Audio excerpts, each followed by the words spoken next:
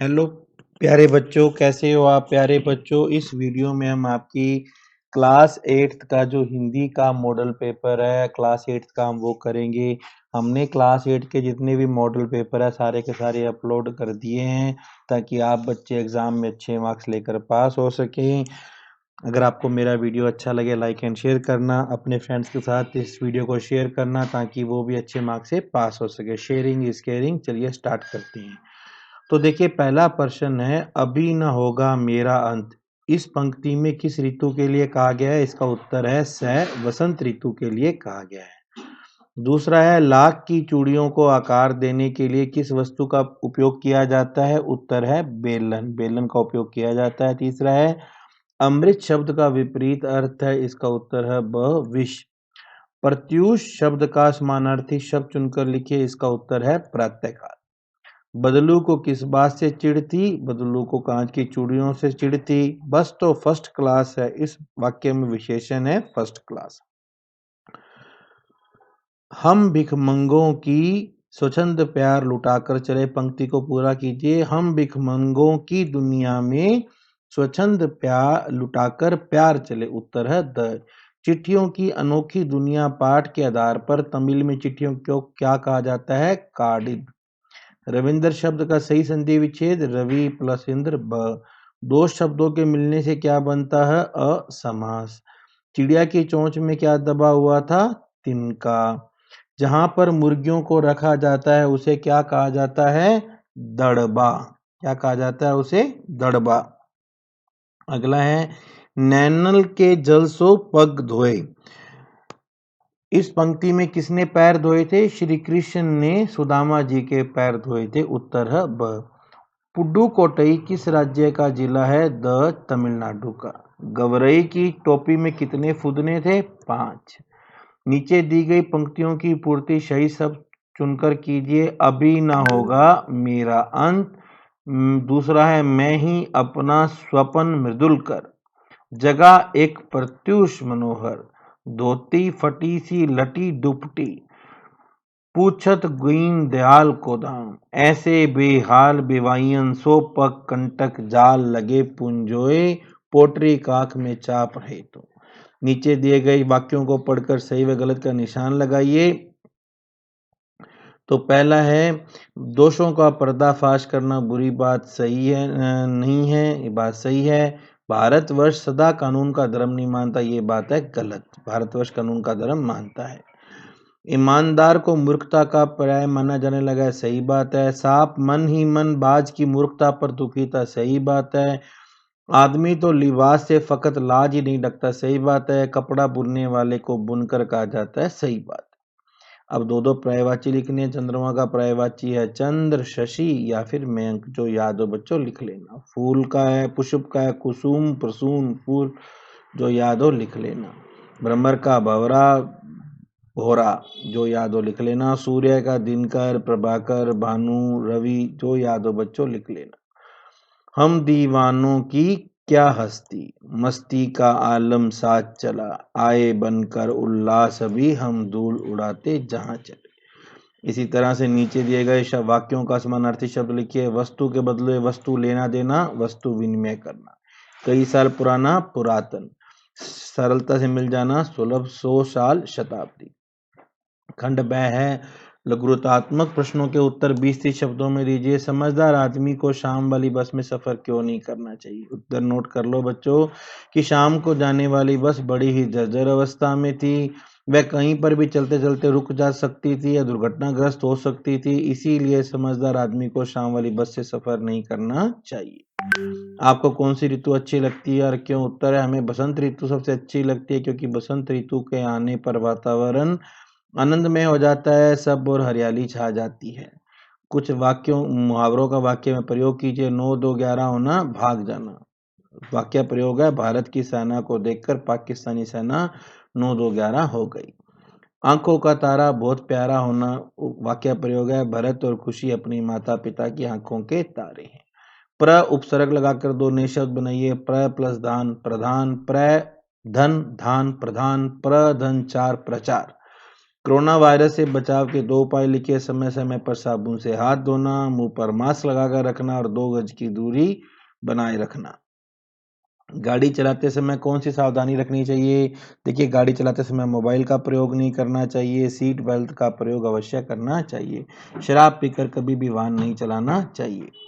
Cycle को विनम्र की सवारी क्यों कहा गया है? साइकिल को विनम्र की सवारी इसलिए कहा गया है क्योंकि इसे चलाना बहुत ही आसान है, बहुत कम खर्चीली है, यह स्त्री पुरुष का भेदभाव किए बिना ही उनका कहना मान लेती है। कामचोर कहानी क्या संदेश देती है? कामचोर कहानी हमें ये संदेश देती है कि प्रत्येक माता पिता को अपने बच्चों में काम करने की आदत डालनी चाहिए, उन्हें कर्मठ व परिश्रमी बनाना चाहिए। नीचे दिए गए गद्यांश को पढ़कर प्रश्नों के उत्तर दीजिए। पर्वत की अंधेरी घाटियों में एक नदी भी बहती थी, अपने रास्ते पर बिखरे पत्थरों को तोड़ती, शोर मचाती। यह नदी बड़े जोर से समुद्र की ओर लपकती जाती थी।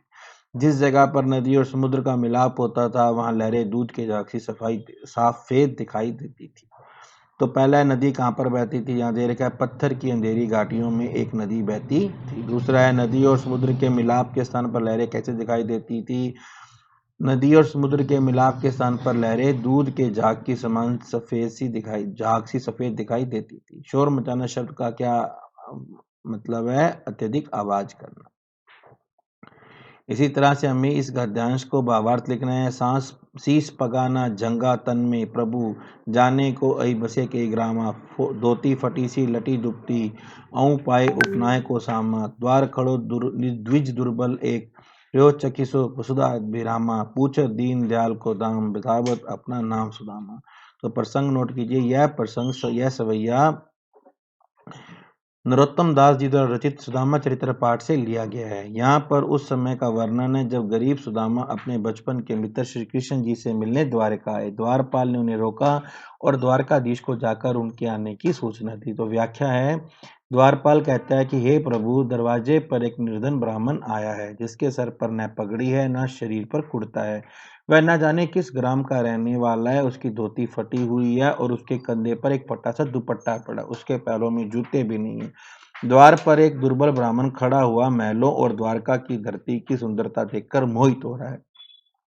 वह दीनों पर दया करने वाले श्री कृष्ण का धाम पूछ रहा है और अपना नाम सुदामा बताता है। अगला खंड से आया, किसी एक शीर्षक पर कहानी लिखिए। तो मेहनत का फल मीठा होता है। यहाँ पे मैंने कहानी आपको लिख कर दी है। किसी जंगल में एक सारस और गीदड़ रहते थे। स्वभाव भिन्न होते हुए भी दोनों गहरे दोस्त थे। सारस सरल स्वभाव का जीव था और गीदड़ चालाक था।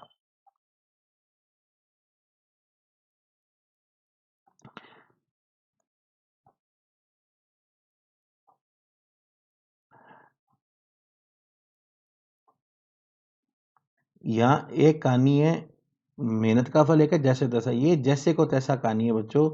मेहनत का वाली कहानी है ना, वो मैंने आपको पता ही है, नॉर्मल है, मैंने ये लिखवाई है। एक दिन गीदड़ ने सारस को खाने की दावत पर बुलाया। सारस के आने के बाद गीदड़ ने बड़ी सी थाली में खीर परोसकर उसके सामने रख दी। सारस ने थाली में से खीर खाने की कोशिश की, पर चोंच के ना डूबने से वह खीर का एक एक चावल उठाकर खाने लग गया। इस बीच गीदड़ सारी खीर चट कर गया। इसके साथ ही दावत का समय खत्म हो गया। गीदड़ ने अपने दोस्त को विदा किया। बेचारा सारस भूखा लौटा। उसने चलते चलते अगले दिन गीदड़ को खाने का न्योता दिया।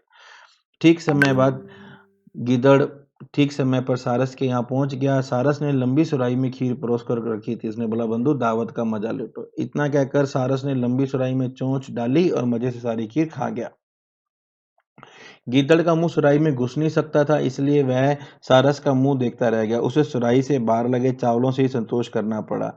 वह बड़ा शर्मिंदा हुआ। उसकी दशा देखकर सारस बोला, बंधु आज तुम्हें बहुत तकलीफ हुई। गीदड़ कुछ कह न सका, वह खिसियाकर लौट गया। इसका मतलब है, शिक्षा है किसी से बुरा व्यवहार ना करो, वरना जैसे को तैसा मिलेगा।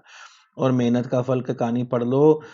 एक गांव में दो दोस्त रहते थे, नकुल और सोहन। नकुल बड़ा धार्मिक था, भगवान को बड़ा मानता, जबकि सोहन बड़ा मेहनती था। एक बार दोनों ने मिलकर 1 बीघा जमीन खरीदी, जिसमें वह बहुत फसल उगाकर अपना घर बनाना चाहते थे। सोहन तो खेत में बड़ी मेहनत करता, पर नकुल कुछ काम ना करता, बल्कि मंदिर में जाकर भगवान से अच्छी फसल के लिए प्रार्थना करता।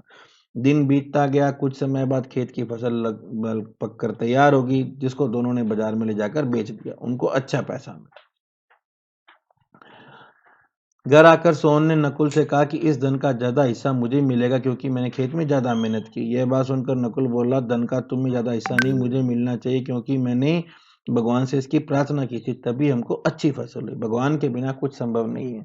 धन के बंटवारे को लेकर दोनों गांव के मुखिया जी के पास पहुंचे। मुखिया जी ने दोनों की बात सुनकर उनको एक एक बोरा चावल का दिया जिसमें कंकड़ मिले थे, और कहा कि तुम दोनों को इसमें से चावल और कंकर अलग कर कर लाने हैं, तब मैं निर्णय करूंगा कि इस धन का ज्यादा हिस्सा किसको मिलना चाहिए। दोनों चावल की बोरी लेकर अपने घर चले गए। सोहन ने रात भर जाकर चावल और कंकर अलग किए। नकुल चावल की बोरी लेकर मंदिर में गया और भगवान से प्रार्थना करने लगा।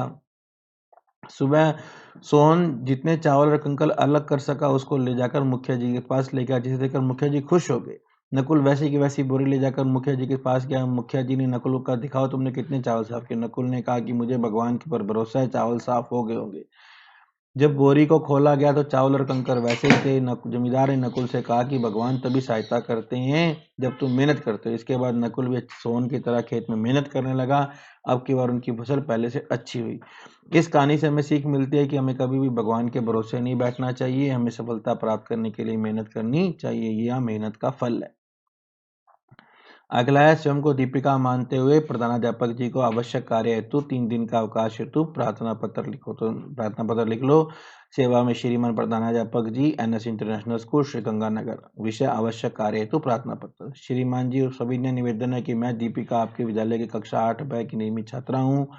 मुझे घर पर एक आवश्यक कार्य है, इसलिए मैं विद्यालय में 3 दिन तक उपस्थित नहीं हो सकती हूँ, अतः मुझे 3 दिन का अवकाश प्रदान करने की कृपा करें। आपकी अति कृपा होगी। आपकी आज्ञाकारी शिष्या दीपिका, कक्षा 8 रोल नंबर 816।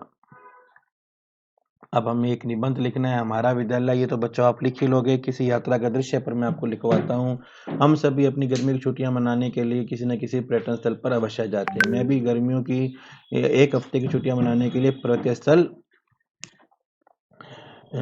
शिमला गया था, ताकि मैं गर्मी के मौसम में भी ठंडक का आनंद ले सकूं। मैं और मेरा परिवार शाम की बस से शिमला गए और पहाड़ों में बना रास्ता हमें डराता रहा। हमने रास्ते में घर का बना खाना खाया, गाने गाए, प्राकृतिक सौंदर्य का आनंद लिया। रात के 9 बजे शिमला पहुंचे। थोड़ा सा विश्राम करके मैं माल रोड घूमा, जिसकी शोभा रात के समय दुगनी हो जाती है। अगले दिन हम सब तैयार होकर जाखू मंदिर में हनुमान जी के दर्शन करने गए और नीचे उतरकर रिज में भी गए। इस समय हल्की हल्की बारिश होने लगी, जिसने ठंडे मौसम को और ठंडा कर दिया। शाम को हम कुफरी के लिए निकल गए, जहाँ पर बर्फ पड़ रही थी। हमने स्कीइंग का मजा लिया, चिड़ियाघर देखा, बर्फ में खेले। इतना मन लगा कि हम वहीं 2 दिन वहीं रहे। इसके बाद हम शिमला वापस गए और वहां से हमने संस्कृति और संग्रहालय देखा। फिर हम अगले दिन वापस घर के लिए आए और हमारे घर में दिल में यात्रा की यादें थी। वह आज तक की हमारी सबसे बेहतरीन यात्रा थी। इसमें एक और है आपका स्वच्छ भारत अभियान, बहुत इंपॉर्टेंट है। स्वच्छ भारत अभियान ये भी पढ़ लो बच्चों, आ जाएगा। स्वच्छ भारत अभियान या स्वच्छ भारत कैंपेन भारत सरकार द्वारा चलाए जाने वाला एक सफाई अभियान है, जो कि भारत के प्रधानमंत्री श्री नरेंद्र मोदी द्वारा महात्मा गांधी जी की 145वीं जन्मतिथि पर उनके स्वच्छ भारत के सपने को साकार करने के लिए शुरू किया गया। इस कैंपेन के तहत सरकार बहुत प्रयास कर रही है। मोदी जी ने देश के नागरिकों को अपना पूरा योगदान देने को कहा है, ताकि भारत जल्दी से जल्दी एक स्वस्थ देश बन सके। इस कैंपेन की शुरुआत में महात्मा खुद प्रधानमंत्री जी ने रोड का साफ कर कर अपने अभियान का आगाज किया था। स्वच्छ भारत अभियान क्यों चलाया गया? भारत का अगर एक एक शहर, गांव, सड़कें, गलियां साफ सुथरी होंगी तो हमारा वातावरण शुद्ध होगा, जिससे लोग कम बीमार पड़ेंगे, देश के आर्थिक विकास में भी सहायता मिलेगी। इसी सिद्धांत के तहत भारत सरकार ने स्वच्छ भारत अभियान की नींव रखी है।